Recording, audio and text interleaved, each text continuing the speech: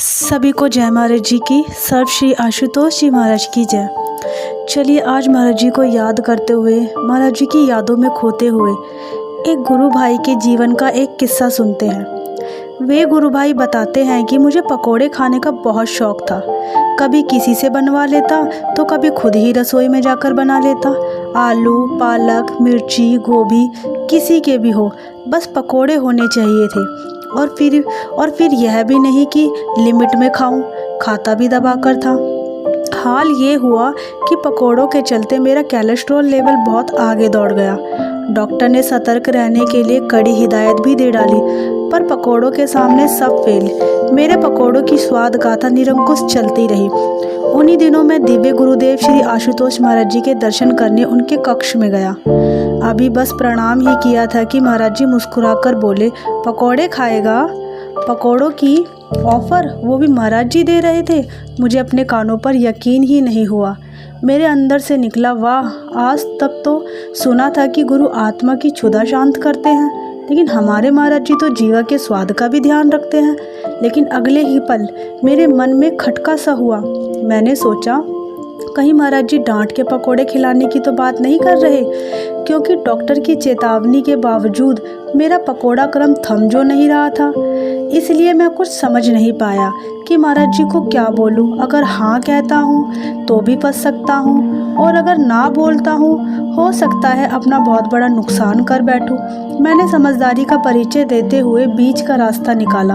बोला, महाराज जी जैसा आप चाहें, यदि आपकी इच्छा है तो खिला दीजिए, मैं प्रसाद समझकर खा लूँगा। महाराज जी प्रसन्नता से बोले, हाँ हाँ क्यों नहीं, इच्छा है तभी तो पूछा है। महाराज जी ने प्लेट भरकर पकोड़े मंगवाए।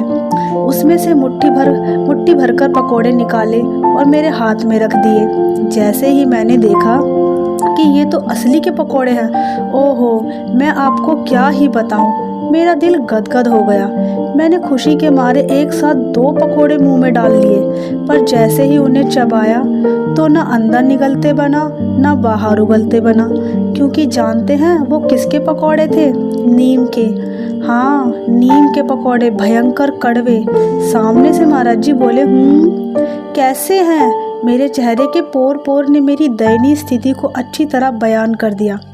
पर दया के सिंधु हमारे महाराज जी ने मेरी उस दयनीय स्थिति की तरफ कोई ध्यान नहीं दिया। श्री महाराज जी प्यार से बोले, ये सारे तूने ही खाने हैं, वो भी अभी मेरे सामने। मैं जानता था कि जब तक मैं खाऊंगा नहीं, महाराज जी मुझे कक्ष से बाहर नहीं जाने देंगे। इसलिए किसी तरह मैंने वो पकोड़े अपने अंदर निगले। आखिरी पकोड़ा मुंह में जब डाला तो महाराज जी प्लेट उठाकर बोले, अभी और भी है, दूं? मैंने हाथ जोड़ लिए, क्योंकि अगर एक भी और पकोड़ा मेरे अंदर जाता तो मैंने रो ही पड़ना था। मैंने महाराज जी को प्रणाम किया और मुंह लटकाकर बाहर आ गया। सच कहता हूँ, उस समय मुझे ऐसा लग रहा था जैसे कुनेन के कई इंजेक्शन मुझे एक साथ लगा दिए गए हो। वह कड़वाहट कितने घंटों तक यूं ही बनी रही। कुछ भी खाता पर वह कड़वा स्वाद नहीं जाता।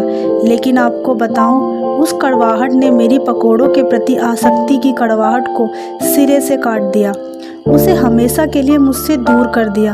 वह आखिरी दिन था जब मेरा मन पकोड़ों के लिए ललचाया था। आखिरकार मेरी पकोड़ों की आसक्ति गाथा पर पूर्ण विराम लग ही गया। जय महाराज जी की। अगर आपको मेरी वीडियो अच्छी लगी हो तो मेरे चैनल को सब्सक्राइब कीजिए और मेरी वीडियो को लाइक कीजिए। जय महाराज जी की।